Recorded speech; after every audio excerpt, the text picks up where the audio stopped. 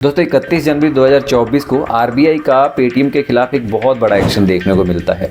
RBI कहता है Paytm को कि जो आपका पेटीएम पेमेंट बैंक से रिलेटेड जितनी भी सर्विसेज हैं उनको हम रोकने जा रहे हैं। और जैसे ही ये खबर आती है उसके बाद तो पूरे इंटरनेट पे पेटीएम बंद, पेटीएम बैन, आरबीआई ने लगाया बैन, ये पूरी खबरें जो हैं वो देखने को मिली। पेटीएम पेमेंट्स बैंक पर रोक लगी है। India central bank has dropped the hammer on Paytm.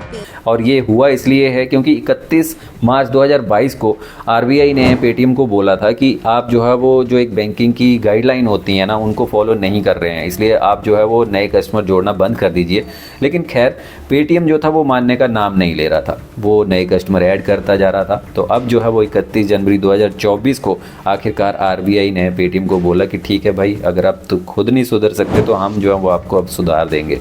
तो अब उन्होंने उनकी जितनी भी पेटीएम बैंक से रिलेटेड सर्विसेज थी उनको जो है वो रोक दिया गया है। और ये जो रुकावट है ये 29 फरवरी के बाद आपको देखने को मिलेगी। ऐसे में देखिए बहुत सारे यूज़र हैं पेटीएम के जो अपने मतलब फ़ोन में ऐप इंस्टॉल कर रखी है, डेली जो है वो कुछ ना कुछ काम करते हैं उस ऐप से। तो ऐसी कौन सी सर्विसेज हैं जो आपको वहाँ पर नहीं करने को मिलेंगी और ऐसी कौन सी सर्विसेज हैं जो आप अभी भी वहाँ से यूज़ कर सकते हैं।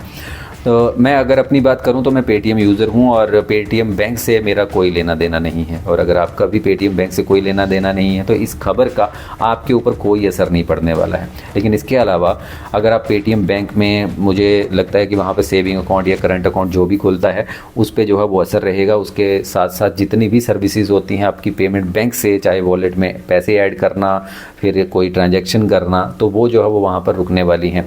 अगर आप फास्टैग यूज़र हैं पेटीएम के तो वो अकाउंट जो है वो आपका 29 फरवरी के बाद डीएक्टिवेट कर दिया जाएगा।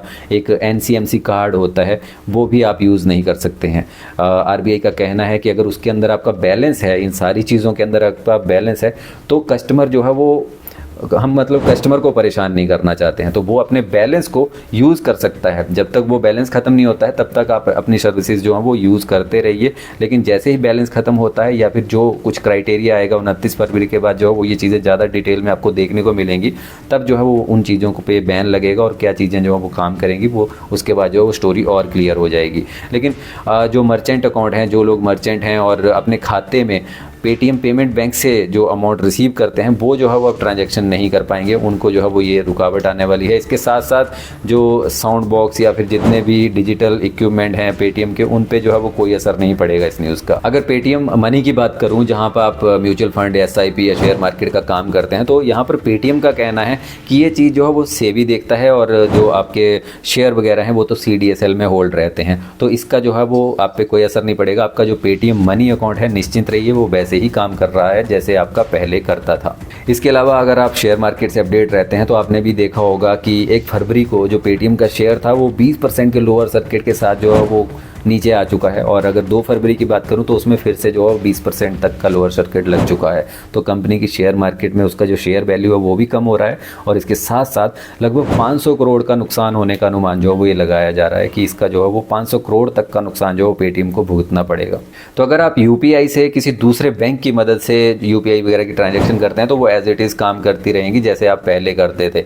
अब ऐसे में देखिए ये सारी चीज़ें होने के बाद जो कंपनी के फाउंडर हैं विजय शेखर, उनकी आज स्टेटमेंट आई है। उन्होंने सबको धन्यवाद कहा है कि जितने करोड़ों यूज़र हैं पेटीएम के उन सभी को उन्होंने धन्यवाद कहा है कि आपने इतना सपोर्ट किया है, इतना प्यार दिया है पेटीएम को। और ऐसी सिचुएशन में जब हमारे लिए ये बहुत ख़राब टाइम है, अब हमें जो है वो लगभग 1 साल में 500 करोड़ का नुकसान होने का अनुमान है।